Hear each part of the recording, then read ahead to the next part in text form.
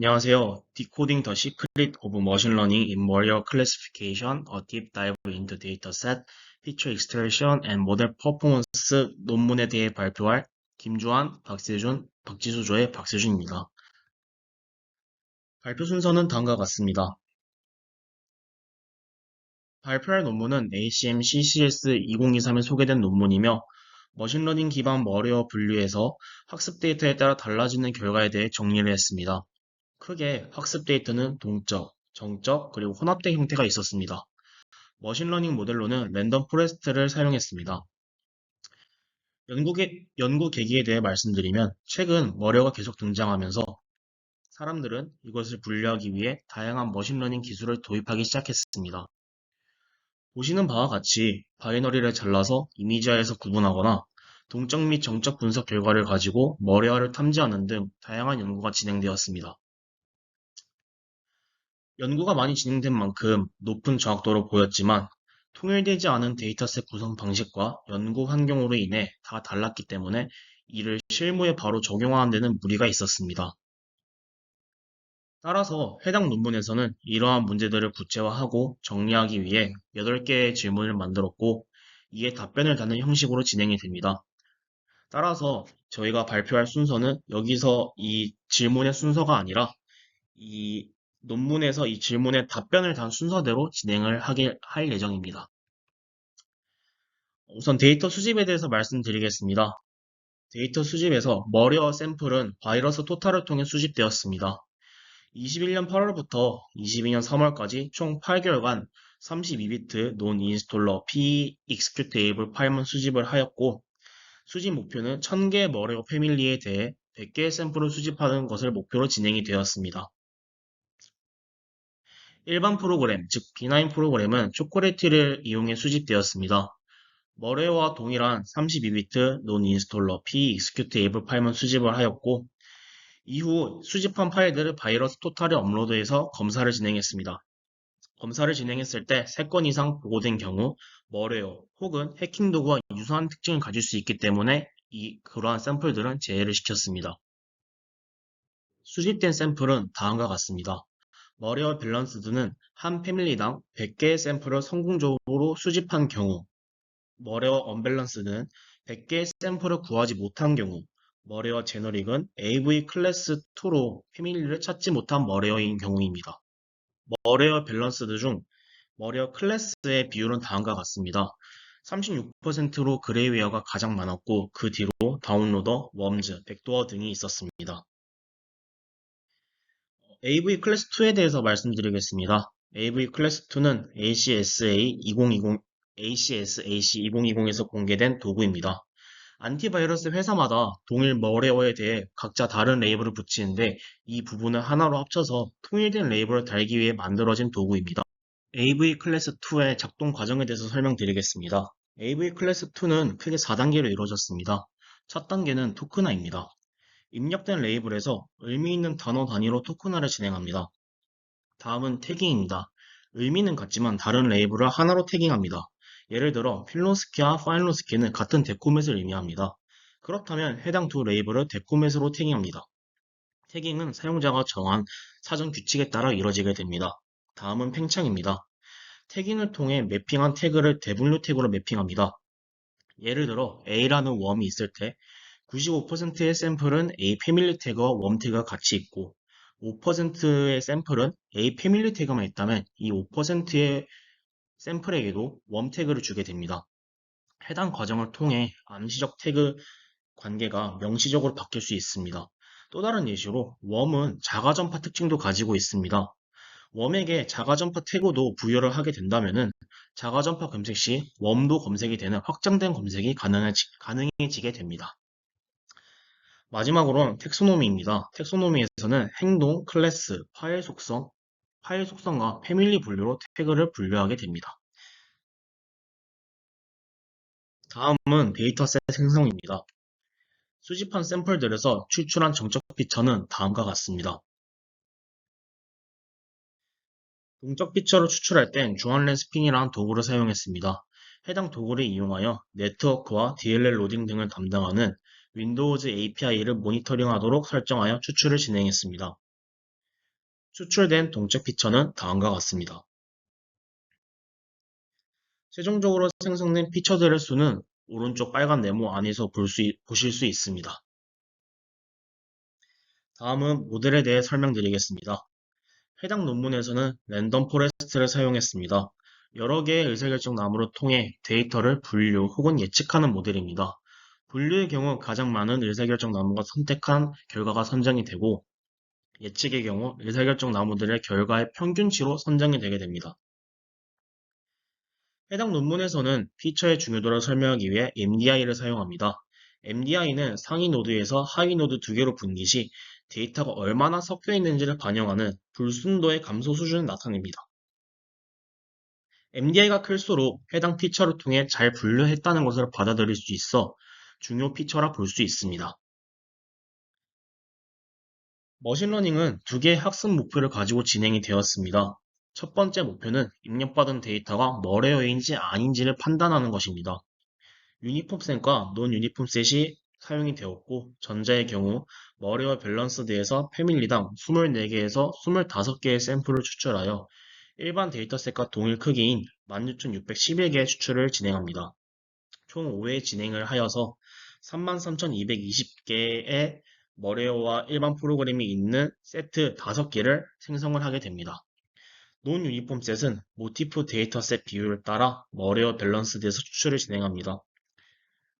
16,611개의 일반 프로그램과 4,821개의 머레어 조합으로 이루어져 있습니다.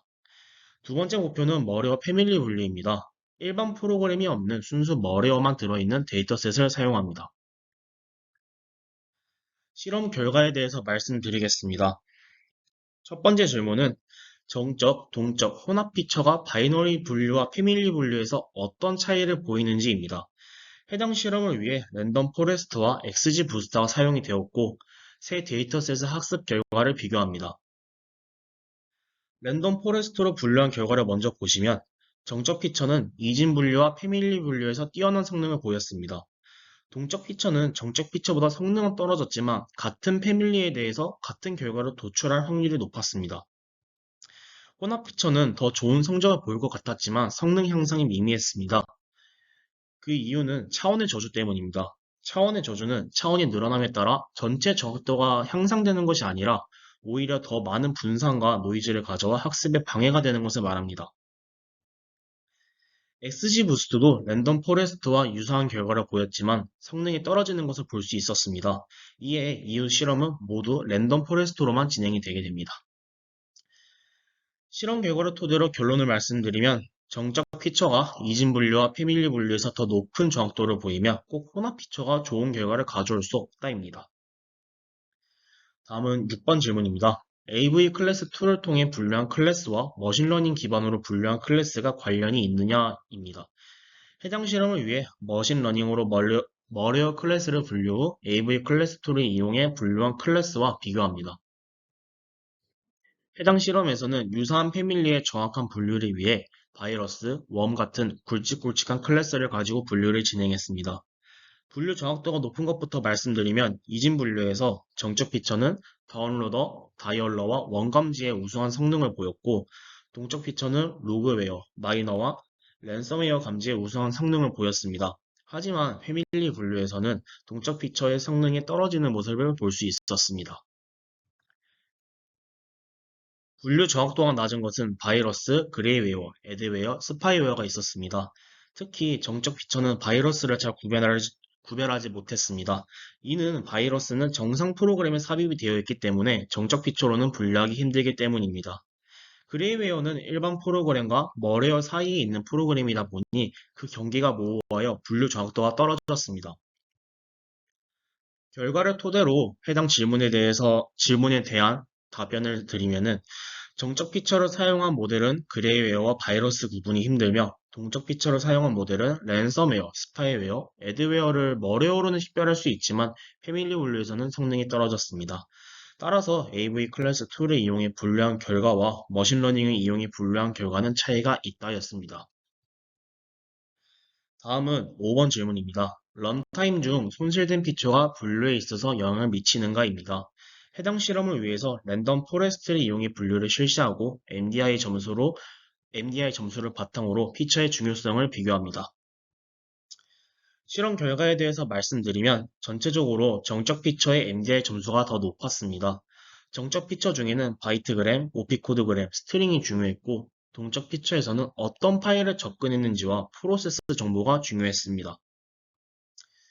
네트워크와 서비스는 50% 이상 샘플에서 누락이 되었기 때문에 MDI가 이 원인으로 인해서 MDI가 낮아졌을 수도 있습니다. 따라서 누락된 피처가 분류에 영향을 미치는지에 대한 것은 이번 질문에 대한 실험에서 추가적으로 진행을 할 예정입니다. 특이하게 레지스트리의 경우 이진 분류에서는 중요 피처로 꼽혔지만 패밀리 분류에서는 그렇지 않았습니다. 이를 통해 어떤 분류를 진행했냐에 따라 피처의 중요도가 달라지는 것을 알 수 있었습니다. 해당 질문에 대한 답변은 정적 피처는 두 분류 작업 모두에서 중요하고 패밀리 분류에서는 동적 피처가 더 중요했습니다. 두 분류 작업에서 중요한 피처는 로우 데이터와 OP 코드였습니다.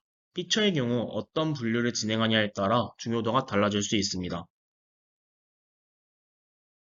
다음은 정적 및 동적 피처는 분류에 어떤 기여를 하는지, 혼합 피처를 사용해도 기여도가 변하냐입니다. 동적 피처는 같은 패밀리에 대해 같은 결과를 도출할 수 있게 도와주며 혼합 피처는 차원의 저조 때문에 미미한 결과 상승만 보이는 것을 1절에서 볼 수 있었습니다. 해당 절에서는 따라서 정적 피처는 어떤 기여를 하는지 자세히 알아보고자 합니다. 해당 실험에서는 패커와 프로텍터의 존재가 정적 피처를 통한 분류에 영향을 주는지 실험합니다. 해당 실험을 위해서 정적 피처를 이용하여 패커와 프로텍터 샘플을 얼마나 잘 분류했는지 보기 위해 피처별 MDI 계산과 패밀리 분류에서 정확도와 패킹 샘플 비율 간 피어슨 상관계수를 계산합니다. 피어슨 상관계수는 두 변수 사이의 상관관계를 계량한 수치로 1에 가까울수록 양의 선형 상관관계, 0은 없음, 마이너스 1에 가까울수록 음의 선형 상관관계를 의미합니다. 실험 결과는 우선 MDI 점수부터 보시면 두 분류 모두 바이트그램의 중요성이 증가했으며 오피코드그램과 인포트의 중요성이 감소했습니다. 그 이유는 패킹이 진행되며 정적으로 추출할 수 있는 유용한 오피코드 양이 감소하였기 때문입니다. 섹션, 헤더와 같은 스트링은 패킹이 되더라도 추출 가능하기에 유의미한 감소는 없었습니다. 피어슨 상관계수 또한 0이 가깝기 때문에 패킹은 분류에 별 다른 영향을 주지 못했습니다. 따라서 해당 질문에 대한 답변은 패커와 프로텍터에 의해 변형된 샘플은 정적 분석을 방해할 수는 있어도 정적 피처를 이용한 분류에는 영향을 미치지 않는다입니다. 다음은 어떤 패밀리와 클래스의 머리어를 분류하는 데 실패했는가입니다. 해당 실험을 위해 니콜과 FMR 간의 피어슨 상관계수를 계산합니다. FMR은 피처 미싱 레이트의 준말입니다. 동적 피처 추출 시 7개의 클래스에 기록될 활동이 없었던 경우 널 값으로 처리하는 것이 아니라 기본값을 주게 되는데 이를 누락된 피처라 합니다. FMR은 머리어 패밀리의 개수분의 누락된 피처를 가지고 있는 샘플 수로 정의됩니다. 54%의 패밀리가 파일, 레지스트리, 서비스, 프로세스 피처가 누락이 되었고 해당 패밀리의 평균 FMR은 0.77이었습니다. 실험 결과 이진 분류의 경우 피어슨 상관계수가 마이너스 0.1로 상관관계가 없었습니다. 패밀리 분류의 경우 마이너스 0.43으로 음의 상관계수가 나타났습니다. 따라서 해당 질문에 대한 답변은 피처의 누락이 패밀리 분류에 영향을 미친다입니다. 다음은 패커와 프로텍터가 분류 정확도에 영향을 주느냐입니다. 실험 방법으로는 AV 클래스 2 신뢰도 점수와 모델의 정확도가 상관관계를 분석합니다. 해당 실험 방법에 제한된 이유는 우선 머리어 밸런스드와 언밸런스드의 패밀리, 즉 제품군은 AV 클래스 2를 기반으로 분류되었습니다. 만일 AV 클래스 2가 틀렸다면 머신러닝 분류기 또한 영향을 받을 것입니다. 따라서 이 상관관계를 분석하는 것이 이번 실험입니다. AV 클래스 2는 여러 안티바이러스 회사가 생성한 레이블을 하나로 통일해주는 도구입니다. 다수의 회사의 의견을 반영하여 태그를 만드니 서로 다른 의견이 나올 수밖에 없습니다. 따라서 안티바이러스 회사들 간 레이블이 얼마나 일치했는지를 가지고 0에서 1.4의 신뢰도를 만듭니다. 이렇게 만들어진 신뢰도와 분류기의 어큐런시의 상관관계 분석을 진행하게 됩니다. 실험 결과는 정적 피처와 동적 피처 모두 피어슨 상관계수가 0에 가깝게 나와 상관관계가 없었습니다. 따라서 AV 클래스 2의 신뢰도 점수와 분류기의 어큐런시 사이엔 상관관계가 없으며 패킹과 프로텍터 또한 분류기에 영향을 미치지 않습니다. 7번 질문은 훈련 데이터셋의 구조가 모델에 영향을 주는지입니다. 즉, 훈련 데이터셋의 크기, 머레어 패밀리의 다양성, 패밀리당 샘플의 균일성이 학습 결과에 영향을 주는지 알아보고자 합니다. 실험은 유니폼셋과 논 유니폼셋에서 진행되었습니다. 유니폼셋 실험에서는 머레어 밸런스드 패밀리에서 임의로 선택한 20개의 샘플을 검증으로 남기고 나머지는 학습에 사용했습니다. 머레어 패밀리의 다양성 조사를 위해선 패밀리를 70에서 670개까지 100개 단위로 올리면서 분류했습니다. 분류 결과에 대해 10텐폴드 교차 검증 테스트 수행 후 각 셀에 대해 평균 F1 점수를 계산했습니다. 실험 결과 이진 분류에서 전반적으로 패밀리당 샘플 수가 증가함에 따라 분류 정확도가 증가하는 것을 보실 수 있습니다. 예외적으로 정적 피처를 사용하는 이진 분류는 패밀리당 샘플을 늘리면 전체 정확도가 미미하게 감소하였습니다. 패밀리 분류 결과 패밀리당 샘플이 많아질수록 분류 정확도가 오르지만 분류 패밀리 수가 많아지면 많아질수록 정확도가 떨어지는 것을 보실 수 있었습니다. 두 번째 실험은 모티프 데이터셋의 분포를 이용한 논 유니폼 셋에서 진행되었습니다. 실험 결과 논 유니폼과 유니폼 사이에 유의미한 차이는 없었습니다. 이는 학습 데이터와 검증 데이터가 동일한 분포를 따른다는 가정하에 논 유니폼한 샘플로 분류기를 학습을 해도 성능에 큰 영향이 없다는 것을 시사합니다. 따라서 해당 질문에 대한 답변은 훈련 세트의 머리와 패밀리 수를 늘리면 분류가 더 복잡해져서 일반적으로 정확도가 낮아집니다. 패밀리당 샘플 수를 늘리는 것은 동적 분석 기반 모델에서 정확도를 높이는 데 도움이 될 수 있습니다. 또한 학습 데이터와 검증 데이터가 동일한 분포라는 가정하에서 유니폼셋과 논 유니폼셋은 동일한 학습 결과를 가져옵니다. 마지막 질문은 머신러닝 분류기가 학습 외 데이터를 잘 분류하느냐입니다. 실험 방법으로는 이진 및 패밀리 분류 모델이 학습 데이터에 포함되지 않은 클래스를 가진 데이터에 대해 얼마나 잘 일반화되는지 테스트합니다. 해당 데이터에는 싱글톤과 언신이 있는데 이에 대해 말씀드리면은 싱글톤은 클래스에 샘플이 하나만 있는 경우, 언신은 학습 데이터에 없던 클래스를 말합니다. 해당 테스트는 학습된 모델의 머레어 제너릭 셋을 가지고 분류가 진행이 되게 됩니다. 실험 결과 정적 또는 동적 피처만 사용하는 이진 분류는 성능이 악화되었고 혼합 피처의 경우 싱글톤에 대해서는 정확도가 증가하였고 언신에 대해서는 감소하였습니다. 논 유니폼 데이터로 학습된 모델은 정확도 감소가 특히 더 심했는데 학습 데이터와 동일한 분포가 아니기 때문입니다. 다음은 패밀리 분류 실험입니다. 머레어 제너릭 셋은 기존 670개의 패밀리 분류에 해당이 되지 않으므로 불확실성 수준을 비교하는 방식으로 실험이 진행되게 됩니다. 이를 위해 670개의 출력에 대해 엔트로피와 누적 분포 함수 값을 계산합니다. 누적 분포 함수는 주어진 확률 변수가 특정 값과 같거나 작은 확률을 말합니다. 실험 결과를 말씀드리기 전 그래프 보는 법에 대해 먼저 말씀드리면은 엔트로피가 낮을 때 누적 분포 함수 값이 높아지는 것이 불확실성이 낮다고 볼 수 있습니다. 엔트로피가 낮다는 것은 670개의 선택지 중 1개에 가깝게 선택했다는 것을 의미합니다. 이에다가 누적 분포 함수 값마저 높다면은 모델이 확신하는 답이라고 볼 수 있기 때문입니다. 그래서 이 그래프 해석에 대해서 말씀드리면은 기존 데이터의 분류에 비해 싱글톤과 언신 패밀리가 불확실성이 증가하는 것을 확연하게 보실 수 있습니다. 따라서 해당 질문에 대한 답변은 학습 외 데이터에 대해 모델 분류 성능은 현저히 저하되며 이는 학습 데이터와 외부 데이터 간의 분포 차이 때문이라고 볼 수 있습니다. 마지막으로 결론입니다. 머레어 샘플이 골고루 있는 데이터셋을 통해 분류기 학습을 진행해야 합니다. 논 유니폼 데이터셋을 통해 학습된 모델은 학습 데이터와 다른 유형의 데이터 분류 시 성능이 떨어질 수 있기 때문입니다. 정적 피처는 패킹과 프로텍터의 영향을 받지 않고 이진 분류와 패밀리 분류를 우수하게 했습니다. 하지만 학습 데이터와 다른 유형의 데이터 분류에는 적합하지 않았습니다. 동적 피처는 학습 외 데이터 처리에 정적 피처보다 우세함을 보였습니다. 정리하자면 머레어 샘플을 유니폼하게 수집 후 정적과 동적 분석의 피처가 잘 혼합된 데이터셋을 통해 모델 학습을 진행하는 것이 이 논문의 핵심 요약이라고 말씀드릴 수 있을 것 같습니다. 이상으로 발표 마치겠습니다. 감사합니다.